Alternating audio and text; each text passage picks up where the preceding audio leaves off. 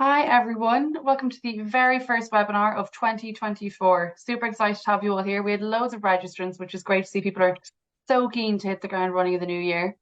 We've got a great session on staff wellbeing and school development planning. Before I hand you over to our host, just a little bit of housekeeping. This session is being recorded, so if you do have to run to a meeting or you have to answer a phone call, don't worry about it. You'll get a recording of this email into your inbox, and it's also going to be up on the COBIS website within about 24 hours. And we will be doing a Q&A session at the very end. So if you have any questions at any point for our hosts, please do drop them into the chat. We'll get them at the end of the session. And I'll hand you over to our hosts. Thanks, everyone. Good afternoon and welcome to our webinar on staff wellbeing, performance management and school development planning. Today we'll be looking at the importance of staff wellbeing, the best practices for some performance management in your school, and the integration of school development plans into an online appraisal system. This is part of a series of webinars that I will be running to highlight some of the key issues facing education, new productive practices, and an opportunity to display some of the solutions that we have available to make sure you keep an eye out for any social media posts for future webinars. I'd like to start off by thanking COBIS for hosting this webinar with us and giving me the platform to share these insights with you. Secondly, a massive thank you to Dr. Christian Barkay for joining me in presenting this webinar and providing some of his thoughts on the matters we are about to discuss. So for those of you who don't know me, my name's Liam Rees. I am the International Development Manager for Deventio Education. We're an education-focused software house based in Derby in the United Kingdom. We're primarily responsible for developing SchoolIP. We've been in business now since 2006, and we currently work with over 1,000 schools, colleges, and education institutions across the globe. I've shared my contact details here on the screen, so please do get in touch if you've got any questions after the webinar. There are also some links to our social media channels. We pride ourselves on keeping these up to date with the latest information, so please join the conversation there. I'll now pass over to Christian so he can introduce himself to everyone quickly. Christian. Good afternoon, Liam. Thank you very much. And it's really a delight to join you all at the beginning of 2024. As you might see from the screen, I'm the principal of St. George's International School in Luxembourg, and there are the contact details as well. And as always, if you have questions or queries, please drop me a line after the seminar. So from our perspective, we're a truly international school. We have more than 70 different nationalities in school, and we have just over 800 students on roll at the moment.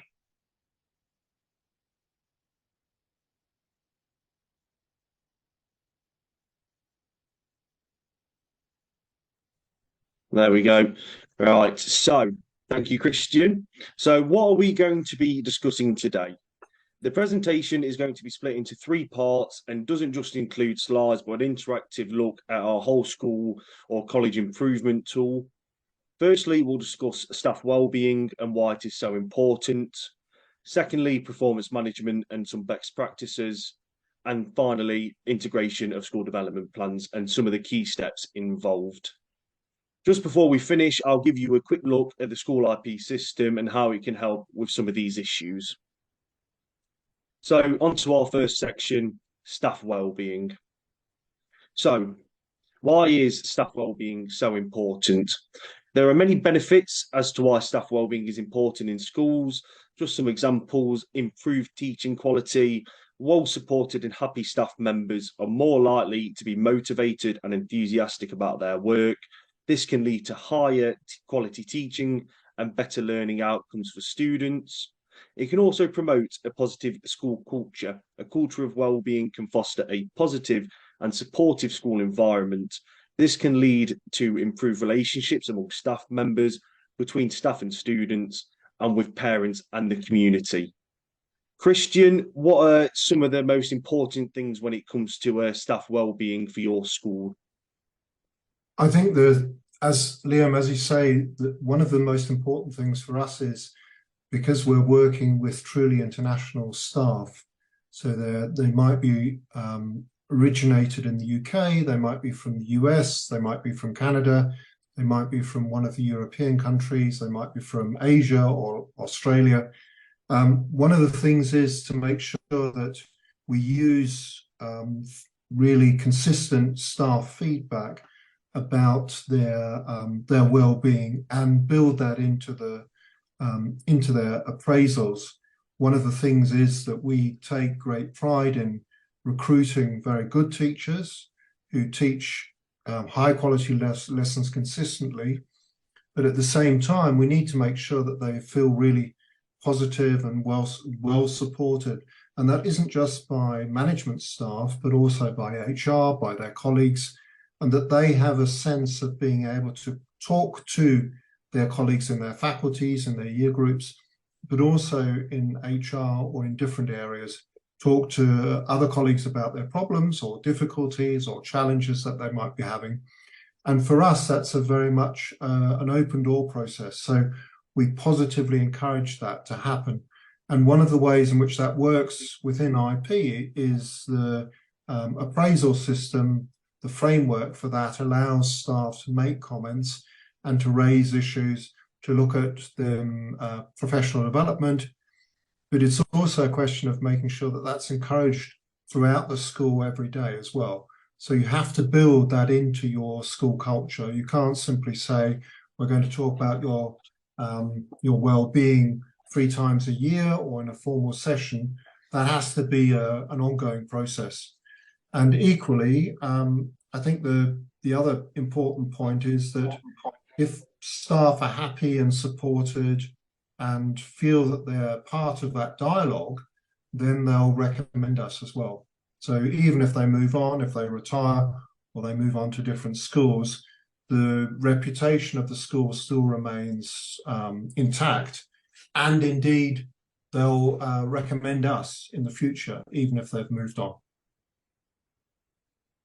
Yeah, that's lovely, Christian. So a lot of thoughts there for some of you to think about on how important staff wellbeing can be for schools. So how can you start to improve it? So obviously what Christian's just said, but you can try to cultivate a positive school culture, fostering a culture of respect and support and collaboration among staff members.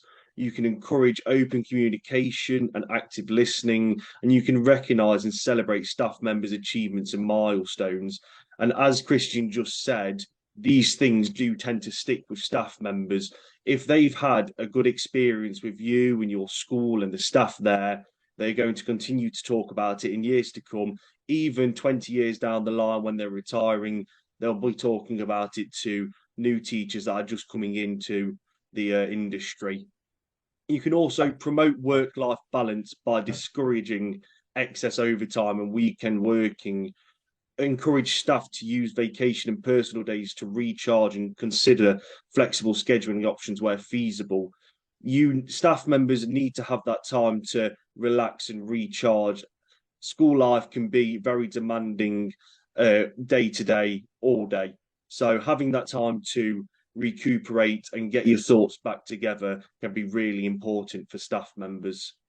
So, Christian, as you just said, SchoolIP has really helped you to keep this under wraps and to really have this conversation with staff throughout the year on how they're doing. Is there any other ways other than SchoolIP that you've improved your staff's well-being? Yes, I think one of the most important things is that the way in which proactively staff use it is to make sure that they themselves can discover, can investigate appropriate professional development opportunities. For us, one of the things that's really helped us has been, since the pandemic, a lot of appropriate professional development programs and courses have gone online. So it's easier for us now to be able to say, okay, that's a useful course, that's a useful program for you to look at, but staff themselves need to be encouraged to be proactive in that as well. To say, okay, let's have a look at what areas you need to develop, but also what areas do you as a member of staff need to investigate yourself. So it's not just simply a top-down management approach. It's a collaborative, positive, encouraging dialogue that you need to have with your colleagues in that. And I think there the SchooliP really helps because it's very easy to use, it's very straightforward, it's very simple. You can log on, upload evidence, and you can share evidence with other colleagues very quickly. And you can also, one of the things that we find very useful is you can have collaboration within SchooliP. So you can say, okay, I've done this professional development course. Here's the evidence, here's the data. I can upload it and I can share it with other colleagues as well. So that's a process that's actually really been very constructive and very positive for us as well. Yeah, that's lovely. So moving on a bit from a professional development onto a performance management, and what performance management is and how you can track it for your school. So performance management is a process designed to enhance the performance of educators and staff members, thereby improving the overall quality of education and the learning experience for students. There are many factors that are involved with performance management. Firstly, you've got goal setting. Performance management starts with the setting of clear goals, clear and measurable goals for educators, staff members, and school administrators. These goals are aligned with the school's mission, vision, and strategic objectives. Secondly, professional development. Performance management in schools often includes plans for professional development and training. This can involve workshops, courses, conferences, or other learning opportunities to help staff enhance their skills and knowledge. Staff members can gain a sense of staff well-being and self-improvement through these goal settings and courses because they feel like they're being valued and they feel like they get the opportunities to improve within their sectors. So, Christian, what does performance management mean to you in your school? In our sense, we use goal setting within performance management in a number of different ways. So we use our overall school development plan and our section improvement plans to set particular targets for colleagues, but then they themselves set one or two of their own targets as well. And again, that's not something that's imposed from above onto the member of staff. That's supposed to be a dialogue between two colleagues. And that way we can measure, we try and make our targets smart, so they're simple, measurable, achievable, and time limited. You don't want to set an open-ended target where someone is actually, always trying to achieve it, but they're never meeting it. So you do really need to be quite careful with actually setting specific goals for colleagues. And the other thing with goal setting is that they need to be agreed as well. You might have from time to time colleagues where you simply say, okay, we need to set this particular goal for you, but generally speaking, the dialogue has to be there and it has to be very constructive. Yeah, that's wonderful. So on to the next slide. How do you track performance management? So tracking performance management can be difficult, but done in the right way, it can be much easier. Firstly, set clear and measurable goals. Like Christian said, start by establishing clear and specific performance goals and expectations for individuals or teams. These goals should be measurable, achievable, relevant, and time-bound, exactly like Christian said. Define KPIs. Identify the key metrics and indicators that will be used to measure progress towards the established goals. KPIs can vary depending on the role and objective, but should be objective and quantifiable. Use performance management system. Consider using a piece of software like SchooliP to automate data collection, track progress, and generate these reports. these tools can streamline the process and provide real-time insight. So, Christian, would you like to share with us how you manage performance management so effectively, how SchoolIP has helped you over the years to really knuckle down on tracking this? Well, I think one of the ways in which we use it is to make sure that everyone is enrolled in it, first of all, even if it's a very part-time member of staff, all the way through to the senior management team. So everyone goes through the same process. That's the first thing. The second thing is that we've seen over the years using it, that as we run reports on the use of it, we can see very clearly which targets have been successful, which goals have been achievable, and which haven't been. And so we always look at adjusting or amending the program. I think the third and very important element is that because we use it for everyone, we can see if you have a particular outlier, if you have someone who's really not performing as well as they should, or someone where the relationship perhaps is not necessarily working well. And that's very clear from the data. The data itself allows us to look at the school and the performance of staff as a whole, and that then allows us to identify particular trends. So, for example, if we were looking at things like the use of IT or the comfort level of colleagues using IT in their day-to-day work or interactive whiteboards, the assumption might sometimes be that we all assume that everyone is comfortable with using IT to a particularly high level.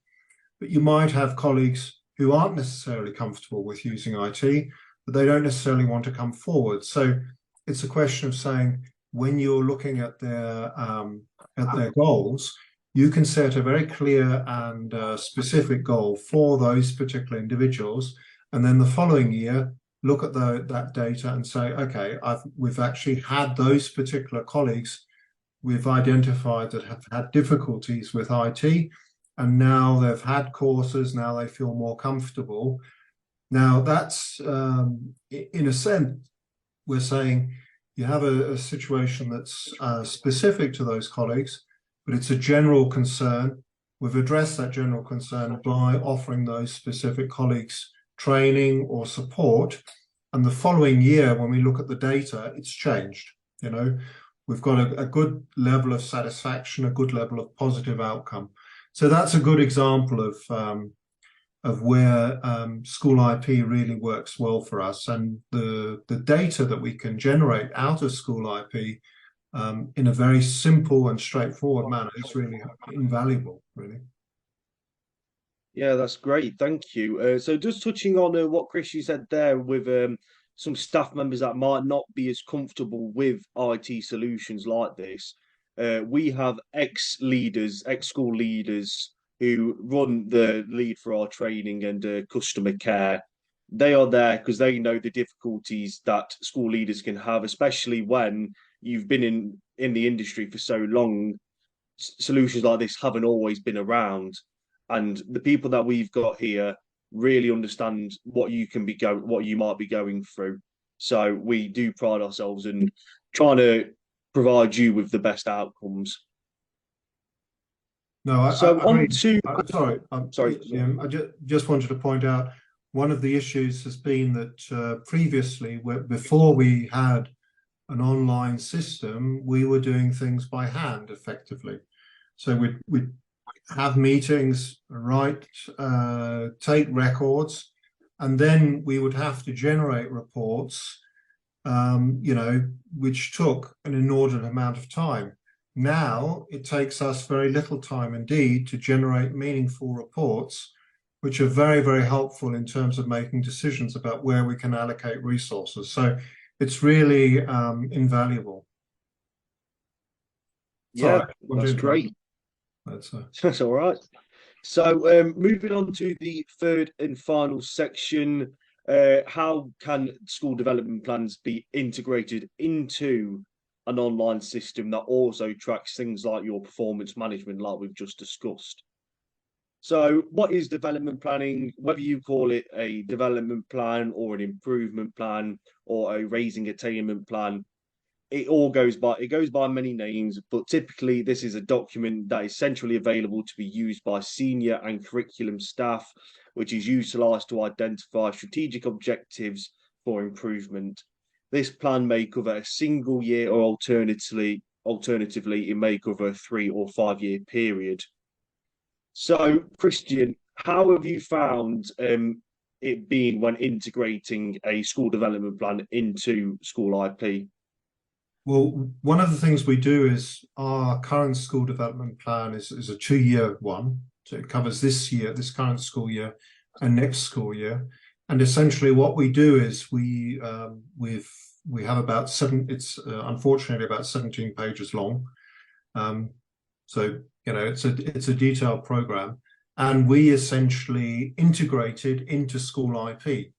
So when the colleagues log on and see their review, or when they look at their own area, the different targets for the school development plan come up, and they then have to choose those particular areas or those particular points of the school development plan, and then they can make a reference to that particular plan in their own goals and in their own aims.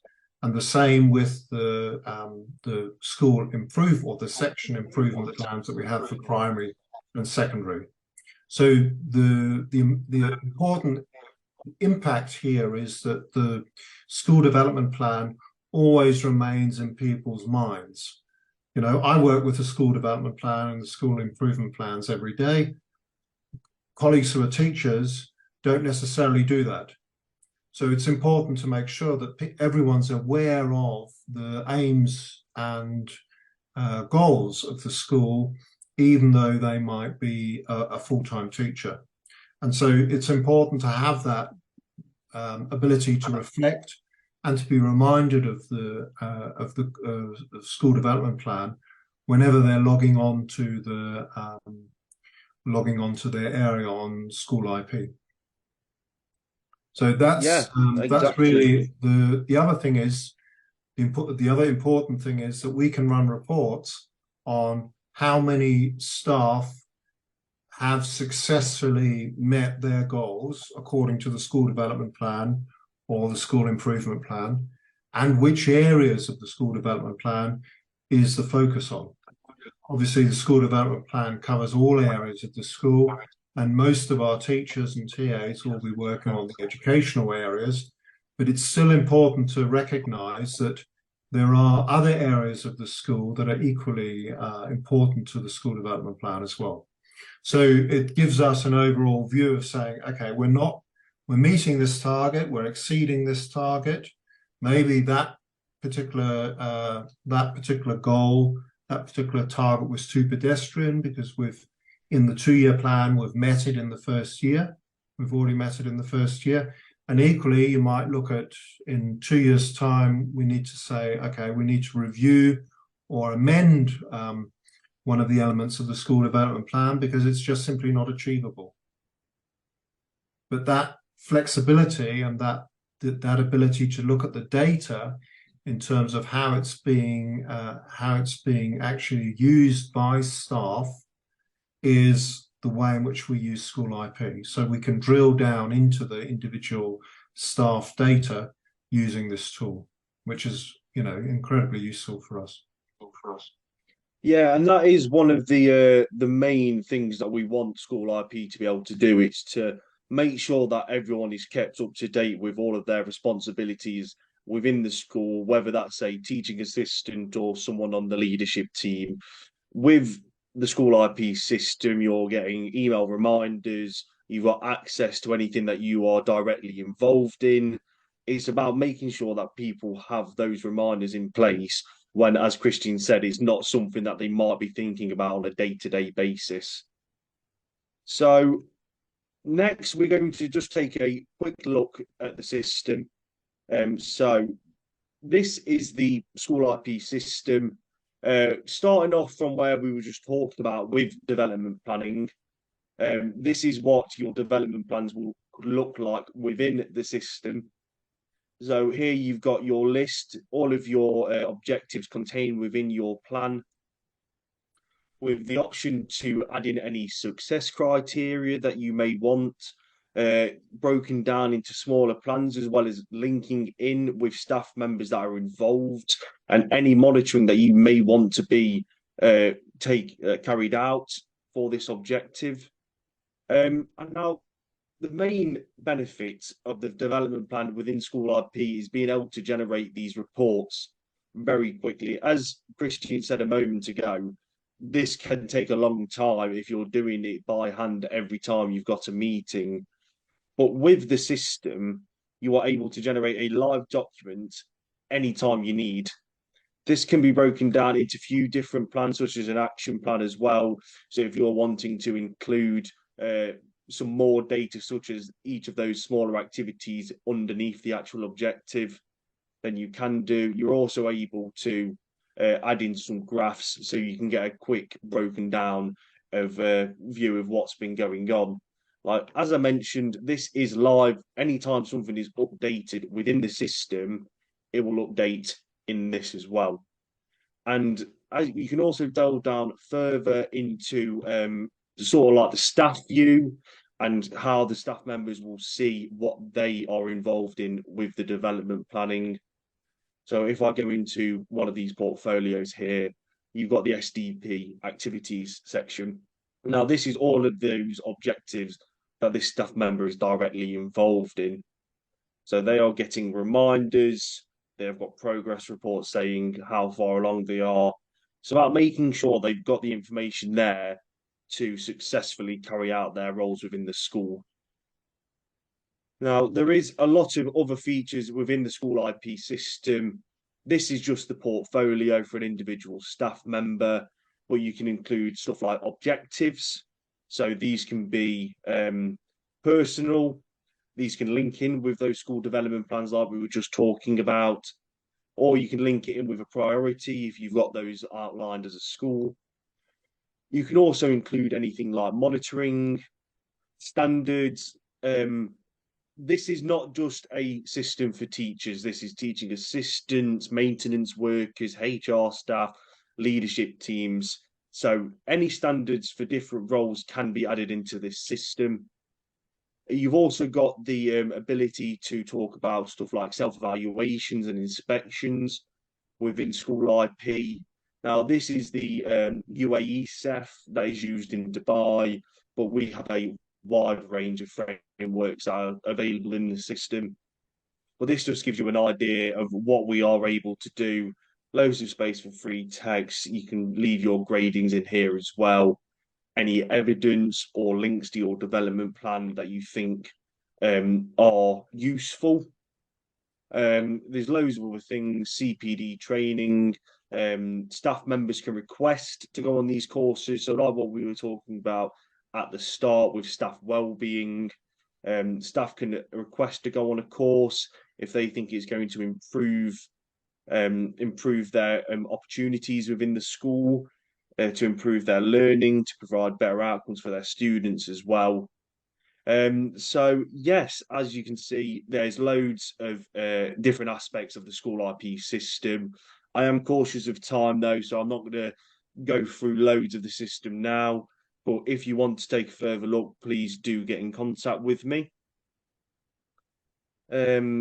So on to the summary of what we've talked about today.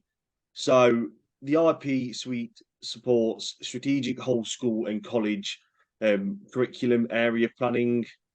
You do this through defining whole school objectives and priorities, specifying SMART objectives, which may be establishment-wide or curriculum-focused, and identify activities assigned to key staff and monitor progress in real time. A quick talk about the pricing for the IP suite of tools. This is priced from $595 to $2,985, depending on how many students you've got within your school. Lower than 200 pupils is $595, and over 1,000 pupils is $2,985. Anything in between those two is based on £3 per student. We have free trials available, so please do get in touch And if you are part of a group or a multi-academy trust, we have got a free version that allows you to track at a group-wide organisation rather than just at the school level.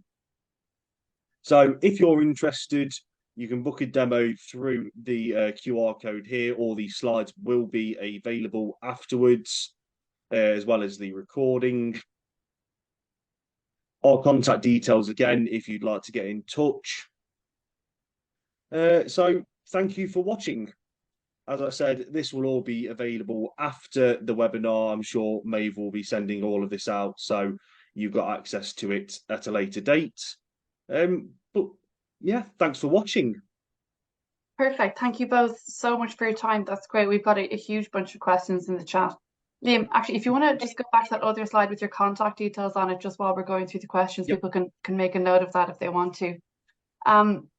That was a fantastic session. Thank you so much for that. A few questions here about like work-life balance and school working hours, and how do you kind of manage that, Christian? Do teachers in your schools, if they're working full-time, they get to just stop after classes and go home, or is there a lot of after hours work to be done? How do you manage that?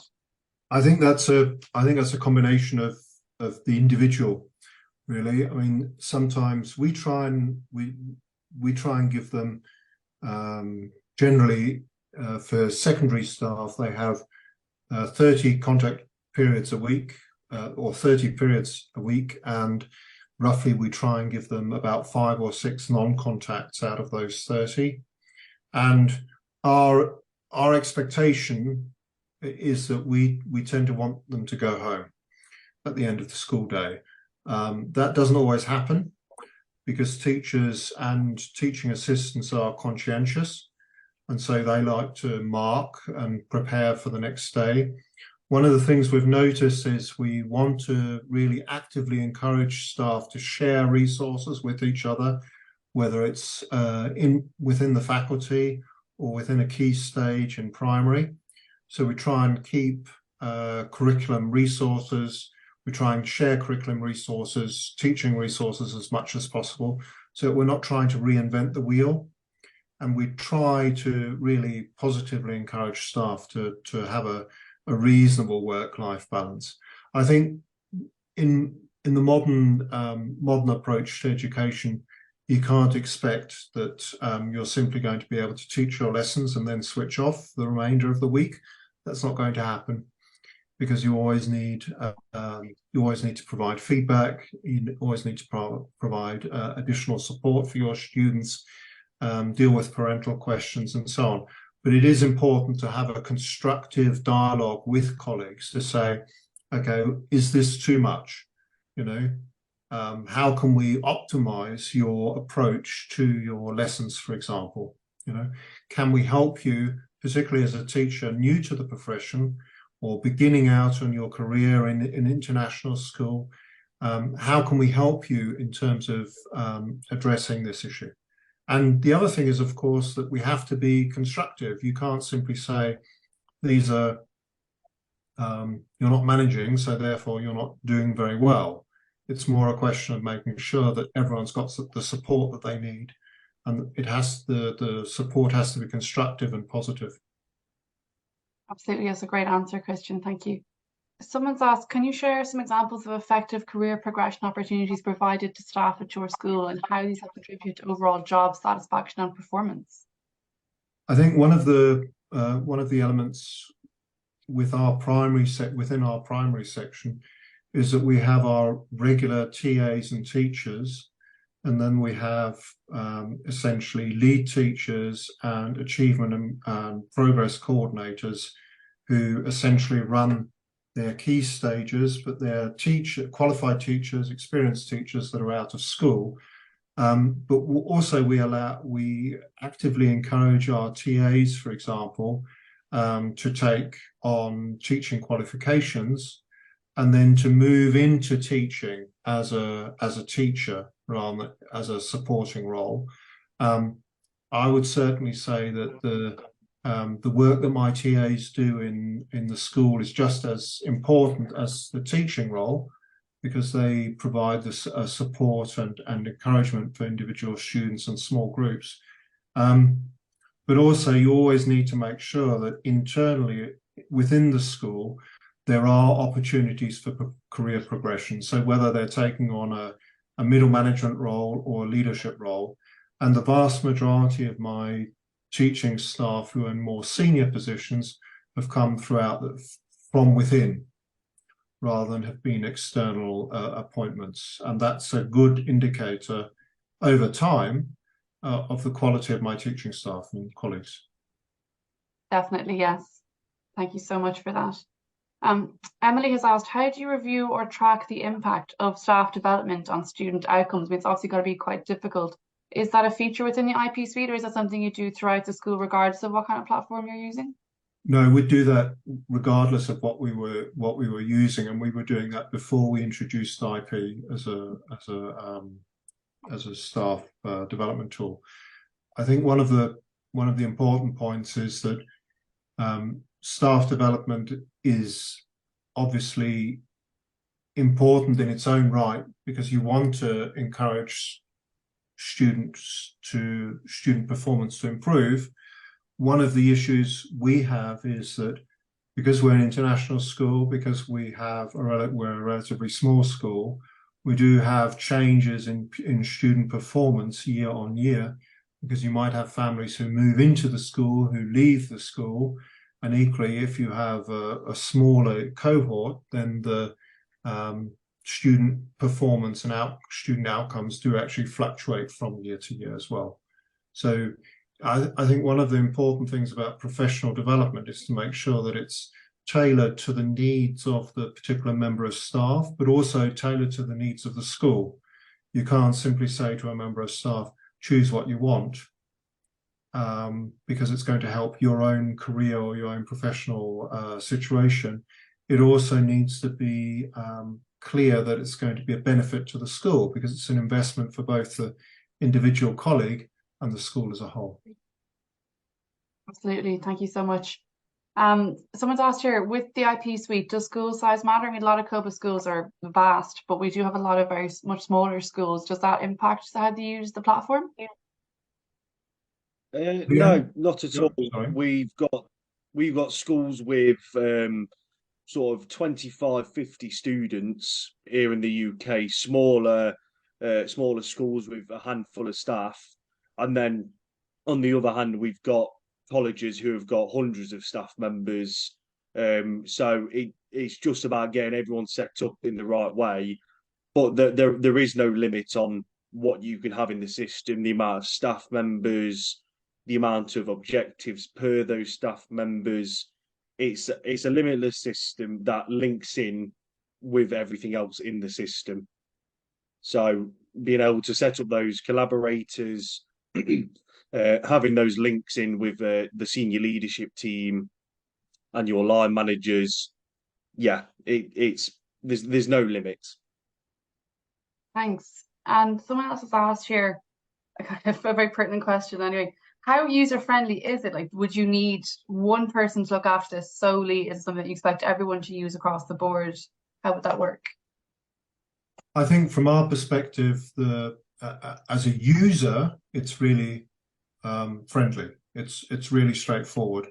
And to be very clear, I have 23 different nationalities on my staff. So, you're dealing with colleagues, often part-time, who are, for example, musicians or artists, and they find it fairly straightforward to use. So from a user perspective, it's very straightforward, and it's actually maintained by my HR manager in school. So that's one of her roles, is to maintain the system. So I think from our perspective, once you understand how the system works, and once you have the data as well ready, the school development plans in particular, and the school improvement plans, they can be integrated into the system in a very straightforward manner. And Liam, I think IP do that for us anyway, don't they? Yes, yeah. So that's from our perspective, we just need to make sure that as our own plans, if our own plans change, when they change, that they're then updated into SchoolIP as quickly as possible. That's fantastic. Thank you. And another pertinent question here. I mean, how do you think is the best way to introduce this platform to the school? Like you've said there, it's your head of HR, part of her role. Would it be necessary for her to start training other people on how to use it, or getting people to feed the information back into her and she's responsible for putting all the information in? If you're introducing a new system like this to a school, I'd imagine there's some bumps along the way and getting people on board and using it. Have you found any methods that work there, Christian? Absolutely. I mean, we're now in our 4th year of using it, and from our perspective, it's really helpful because it's something that everyone obviously has to get used to using, and they need to understand that data, information, evidence needs to be uploaded, and it needs to be seen as an integral part of the school development and the school process. I think what you can't do is introduce it piecemeal.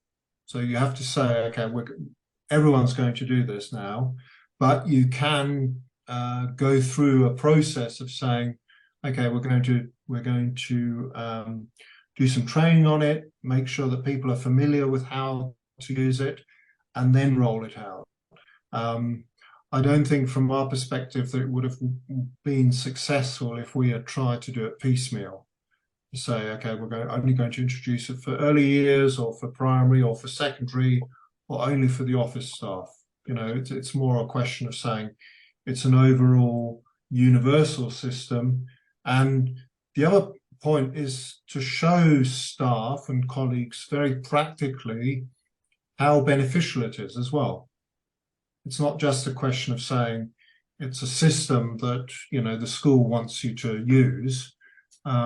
It's a system that staff themselves can benefit from, because they've got things like their professional development, they've got things like the school goals, they've got their own targets, they've got that ongoing dialogue with their line manager, and it's all in one place. Even if you've only got 5 or 10 minutes, you can log on, upload evidence, ask a question, book a new course, and you're done. You know, and that's that kind of, you know, online, you know, modern type of communication that otherwise would have taken you a lot longer. But if you've got it centralized in one area, in one portal, then it's much more effective.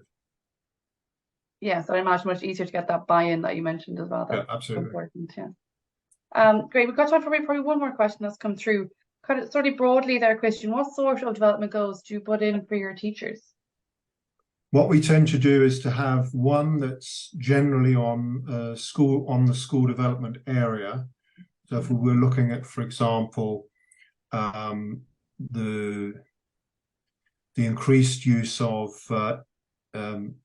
EAL specific teaching in a primary classroom, for example, you could have that as a particular target. You could have one that was specific to a key stage. So, for example, to include mathematics in terms of very a more differentiated approach to mathematics. You could have a third target, which would be to attend, for example, a development course on mathematics, and a fourth target could be to collaborate with other colleagues in sharing innovative practice in mathematics. So those are 4 elements. You're talking about EAL learning, which the majority of, you know, our students are. You're talking about a specific course with regard to that particular area, and you're sharing you know, an outcome with other colleagues. And I would say generally that we wouldn't necessarily want someone to have more than 4 targets, because you do need to actually keep in mind that they have to be realistic, they have to be achievable, they have to be in a sense stretching a colleague. They can't be pedestrian, but equally they have to be realistic as well. So at the end of the year, for the well-being of the member of staff, it's really important to be able to say, you've done a great job. You've met these 4 targets, or you've met 3 of the 4, and the 4th one is in progress. So that's a very positive conversation you can have with the colleague then. But I think the important thing is to make sure that there aren't too many targets set. They have to be manageable and realistic. Absolutely. Thank you, Christian. And thank you, Liam, as well, for your time today. Really appreciate it. A great start back into 2024. Thank you so much for your time today. Is there anything you'd like people to walk away with? Any final words of advice before we wrap up the session? No, I'm all good. Just one thing. If you want to hear more about SchooliP, make sure you following those socials on the screen, and drop me an email if you want to have a more in-depth view. I know I did run through things quite quickly there, in terms of the actual system, but if you want to have a proper look, please get in touch, or I'll put Christian's up for a second as well. If you've got any more questions for him, feel free to get in touch. Thank you. Thank you very much. Thank you so much, Christian and Liam, for your time. Next week's webinar is actually being hosted by somebody who is tuned in right now. Angela, I do see you. Angela from Shotmore School is going to be hosting next week's webinar on navigating the challenges of owning and operating a small international school. So please do join in for that one next week. And thank you everyone for joining us, and I hope to see you soon. Bye. Thank you very much, everyone. Thank you.